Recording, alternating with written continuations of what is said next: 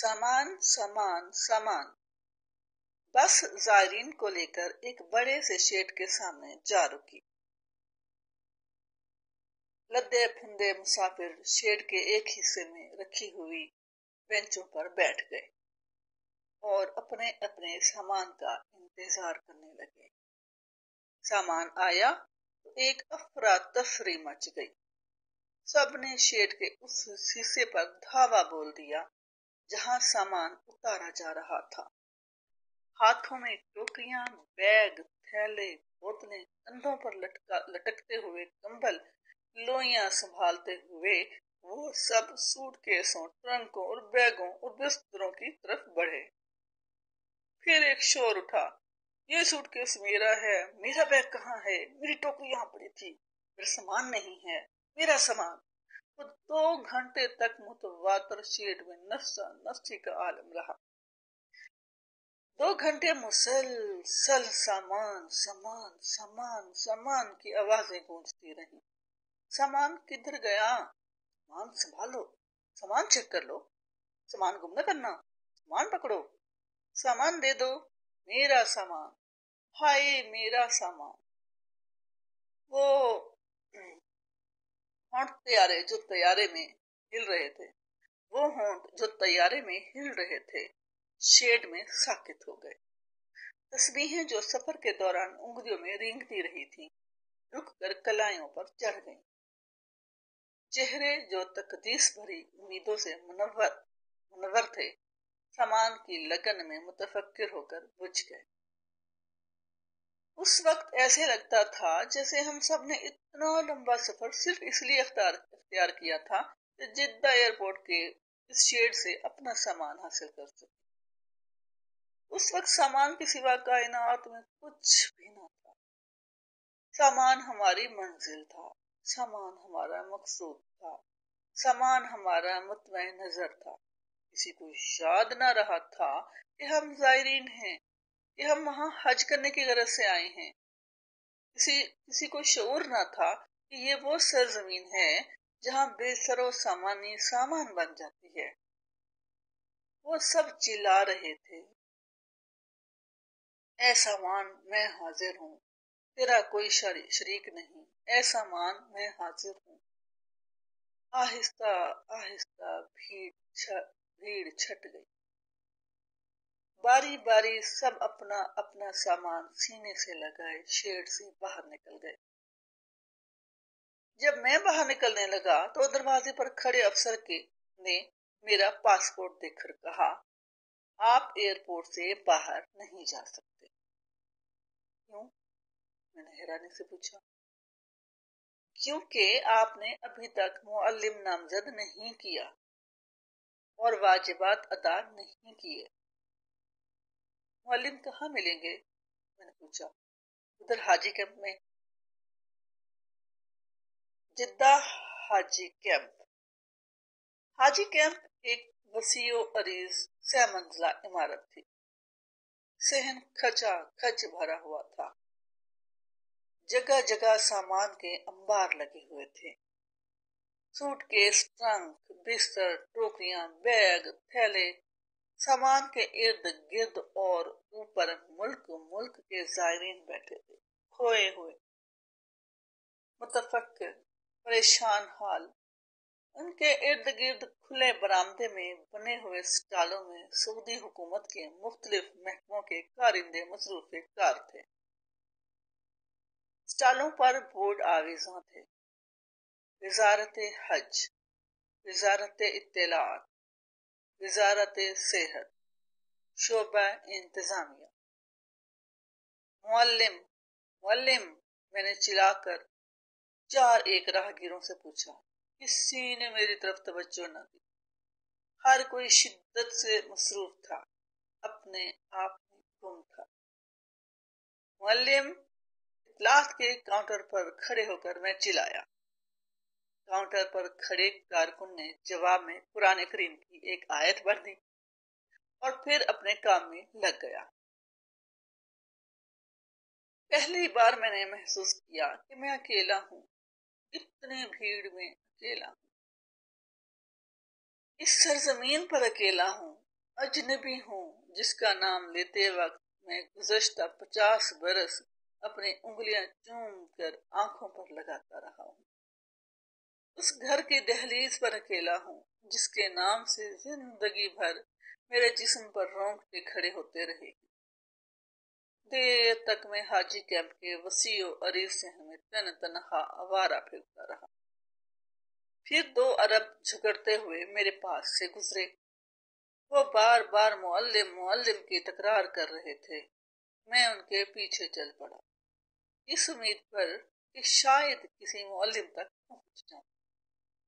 हाजी camp के एक कोने में वो दोनों जीना चढ़ने लगे। मैं इनके पीछे पीछे लगा रहा। ऊपर बरामदे में पहुंचा तो ऐसा रेला आया कि वो दोनों न जाने कहां गायब हो गए। उनके जाने के बाद मैं फिर अकेला रह गया। देर तक उस भीड़ में अपने कंधे छीलता रहा अपने कंधे छीलता रहा। नागाह मेरी नजर कमरों के दरवाजों पर जा पड़ी। दरवाजों पर जगह जगह मुअल्लिमों के बोर्ड लगे हुए थे। मुअल्लिम ही मुअल्लिम, मुअल्लिम ही मुअल्लिम। अब सवाल ये था कि कौन से मुअल्लिम के पास जाऊं? कोई ऐसा मुअल्लिम हो जो पाकिस्तानी ज़ायरीन से मुताल्लिक हो। मुअल्लिम। हाजी कैंप के इस बरामदे में घूमते फिरते मैंने महसूस किया जैसे मैं किसी पाकिस्तानी कचहरी की उस जानिब आ पहुंचा हूं जहां वकीलों के मुंशी बड़े बड़े तख्तों पर डेस्क रखे हुए बैठे होते हैं। बरामदे में लोगों का तांता लगा हुआ था। उनमें ज़ायरीन भी थे और दूसरे भी। सभी अपने अपने कामों में खोए हुए थे, बहसो मुबाहिसे में मसरूफ थे। जैसे कचहरियों में मुवक्किल अपने अपने मुकदमे की तफसीलात पर तबसरे करते हुए इधर उधर घूमते फिरते हैं। कमरों के अंदर मुवक्किलों की भीड़ लगी हुई थी। वकील और मुअल्लिम अपने अपने डेस्क पर बैठे कागजात की पड़ताल कर रहे थे, लोगों को समझा बुझा रहे थे, रकमें वसूल कर रहे थे, कागजात पर मोहरें सबत कर रहे थे। आध घंटा घूमने फिरने के बाद मैं महसूस करने लगा जैसे मुझ पर किसी ने मुकदमा कर रखा हो और मैं इस मुसीबत से छुटकारा पाने के लिए लाहौर की किसी छोटी कचहरी में वकील की तलाश में सरगर्दान था। हज का ख्याल तो जहन से बिल्कुल निकल चुका था। अस्सलामु अलैकुम। एक पाकिस्तानी साहब मेरे पास आ खड़े हुए। आपका नाम मुमताज मुफ्ती है क्या? मैंने हैरत से उनकी तरफ देखा। जी हाँ, मैंने जवाब दिया। हाँ, मैं मुमताज मुफ्ती हूँ। मैंने अपनी याददाश्त को ललकारा, लेकिन ला हासिल। वो मेरे लिए अजनबी थे। कहने लगे, आपको मुअल्लिम नामजद करना है ना? जी, मैंने कहा। तो आइए। वो बोले, मैं जरूरी कार्रवाई करा दूं। वो साहब मुझे एक कमरे में ले गए। देर तक वो मुअल्लिम से अरबी में बात करते रहे। फिर मुझसे रकम लेकर अदायगी की, कागजात पर मोहरें लगवाईं और आखिर में इत्मीनान का सांस लेकर कहने लगे, लीजिए साहब, ये काम तो तय हो गया। उन्होंने कागजात मेरे हाथ में थमा दिए। लेकिन आप हैं कौन? मैंने उनसे पूछा। माफ कीजिए, मैंने आपको पहचाना नहीं। वो मुस्कुरा दिए। आपने मुझे इसलिए नहीं पहचाना कि हम पहले कभी नहीं मिले। मैं सफारत पाकिस्तान का एक रुकन हूँ, उन्होंने जवाब दिया। दरअसल मुझे एयरपोर्ट पर जल्द पहुंच जाना चाहिए था। मैं शहाब साहब को रिसीव करने आया हूँ। मुझे पहले से ही इल्म था कि आप शहाब साहब के साथ आ रहे हैं। ये सब फॉर्मेलिटीज सर अंजाम देना मैंने अपने जिम्मे लिया था। लेकिन कुदरतुल्लाह साहब कहाँ हैं? कुदरतुल्लाह साहब कहाँ हैं? میں نے ان سے پوچھا، دراصل ان کو آپ سے پہلے یہاں پہنچنا چاہیے تھا، لیکن ان کا جہاز لیٹ ہو گیا ہے، وہ بعد از دوپہر یہاں پہنچیں گے۔ آئیے اب میں آپ کو وہاں پہنچا دوں جہاں آپ کو ان کا انتظار کرنا ہے۔ ہنی مون کمرہ۔ سفارت کا وہ کارکن مجھے ایک کوٹھی میں لے گیا جس کا وسیع و عریض بیرونی صحن خوبصورت ٹائلوں سے بنا ہوا تھا۔ کوٹھی سے باہر صحن کے ایک جانب ایک چھوٹا سا کمرہ تھا۔